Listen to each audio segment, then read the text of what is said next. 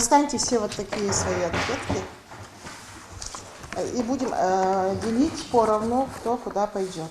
На 722-м избирательном участке и каждого что ни день, то очередной инструктаж и новый обход. Адресного информирования избирателей в стране прежде не было. Теперь же запущен проект «Информ-УИК». Он стартовал 17 февраля и, конечно, прибавил дополнительную работу членам комиссии. Прежде чем начать поадресный обход, им объясняют план действий. Также распределяют дома, которые необходимо посетить.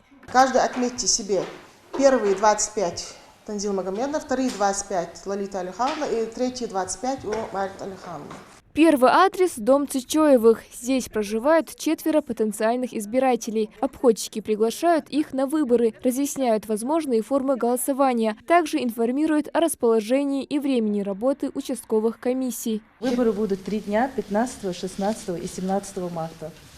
Будете выбирать удобный себе день, время и придете на выборы президента. Самым первым придем, проголосуем. Я надеюсь и верю, что наша страна будет процветать, что у нас улучшится и в медицине, и в образовании. Желаю удачи именно тому человеку, кто придет на этот пост, чтобы он действительно добился всех этих результатов. Лиза Цичоева в ожидании выборов говорит, что каждый уважающий себя и свою страну гражданин должен принимать участие в политическом мероприятии, которое определит будущее всей страны. Я думаю, что все дети мои, которые 18, замужем женились, у них 18, они все это проголосуют. Ну, внуки маленькие, пока нет. Но в следующем, дальнейшем будут голосовать. Еще один адрес – дом Берсановых. Мака вместе с сыновьями всегда активно участвует в жизни общества. Уверена, что каждый голос имеет значение. Если кто-то болеет в доме, мы можем позволить проголосовать на дому. Но при этом надо будет заполнить заявление, если такие есть. Люди, все члены семьи, достигшие 18 лет, могут проголосовать на этом участке. Вот вам буклет, и там есть варианты, как можно проголосовать. Обязательно всей семьей пойдем, обязательно, это даже не обсуждается. Так, будем выбирать, конечно, своего кандидата. Уже заранее знаем, за кого мы будем голосовать, мы определились уже. Вот. Даль андали вейн ингушетин дикахук болож, ваш старолук болож, почахман хорошо жды.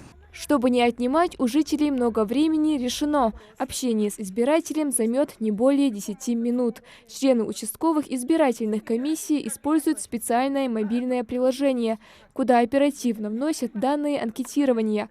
Сверяясь с ней, обходчики задают вопросы и помогают выбрать наиболее удобный способ голосования. Есть варианты голосования. Можно как мобильный избиратель проголосовать. Это означает по месту нахождения. Если вдруг не дома находится житель этого дома, где-то вдалеке от вашего дома, на том месте, где он находится, в том месте, вернее, может в ближайший участок зайти, написать заявление и проголосовать. Жителям нужно быть готовым к тому, что в дверь к ним вплоть до 7 марта могут постучаться выполняющие ответственную миссию люди. Узнать обходчиков довольно просто. По фирменной экипировке. На них специальные туники с фирменным значком и логотипом выборов. Бейджик с удостоверением. Кроме того, в руках сумка-планшет, в которых раздаточный материал – блокнот. Мы проходили обучение, вебинары, семинары, проходили очное обучение. Назранский район нас собирал председатель территориальной избирательной комиссии Хаутиева Асета Арцоевна.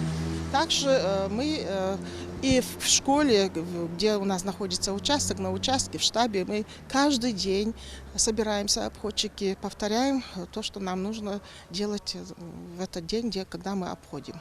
Информирование от двери к двери началось 17 февраля. Представителям 722-го избирательного участка уже удалось оповестить жителей около 300 домов. Согласно списку, осталось еще 50. Малика Измайлова, Сулейман Костоев, Магаз 24.